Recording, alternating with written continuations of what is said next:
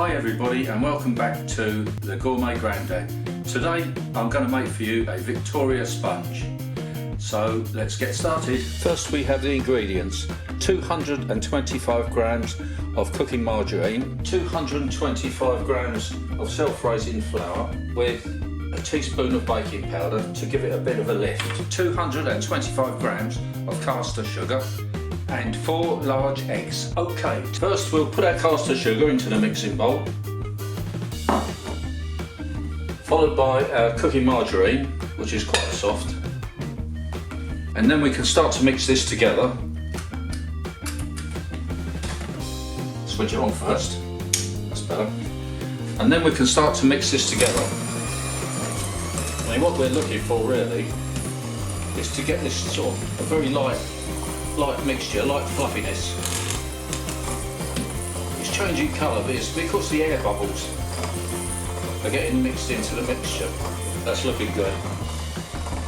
We'll start to add our eggs now.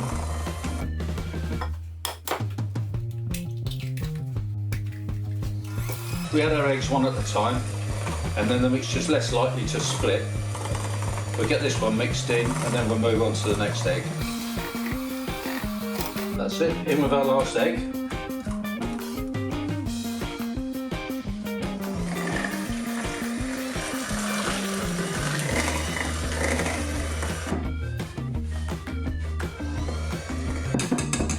In with our flour and baking powder.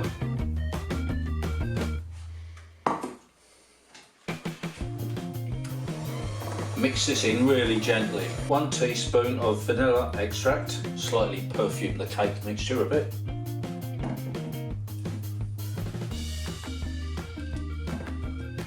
There we go, this is finished now. This is all ready to move on to the next step. And this is how you want it. If you can see how this is just hangs on a little bit before it drips into the bowl. That's the sort of mix you want. If it's any stiffer than that, you can add a small amount of milk just to loosen it up a little bit. But this is fine. Right, there we go. Now it's on to the next step, where we put our mixture equally into 2 greased and lined baking tins. We'll try and get these in as equal as possible, so that both halves of the cake come out about the same size.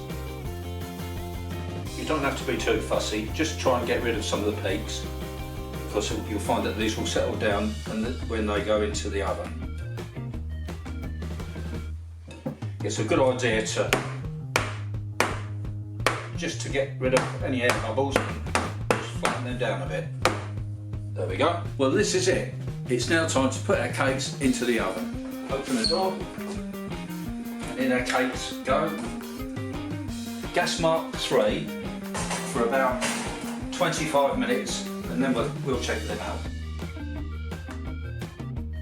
Okay, well, I've taken my cakes out of the oven. It's at this point that I'm just going to test them to make sure they're done. If I push this toothpick in and it comes out clean, maybe a few crumbs, that's okay, but as long as it's not wet, that means the cakes are done right through to the middle.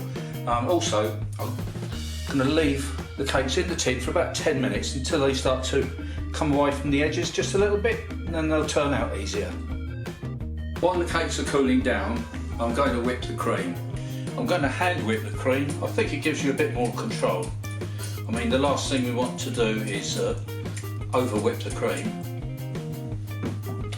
Okay, we're just about there now. It's thickening up quite nicely. Probably thick enough, I think. Yeah, that'll do. Right, first we're going to apply the jam.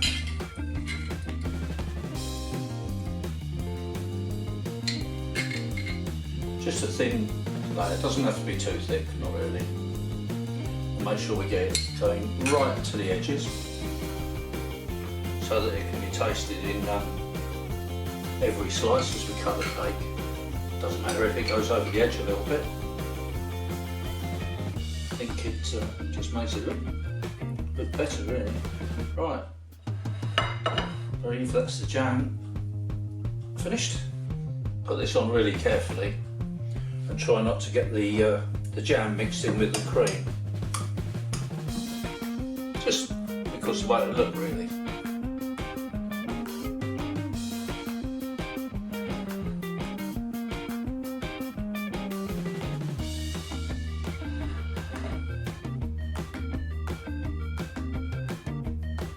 That's the creamer. Now on with the top, and we squeeze that down a little bit so the cream oozes out, and it just looks just so good. There we go. Make sure it's even.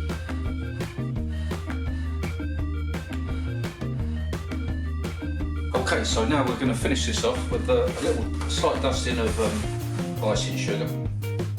I mean, to be honest, you can use icing sugar or you can use caster sugar. Yeah, it doesn't look good. I must say I'm really pleased with that.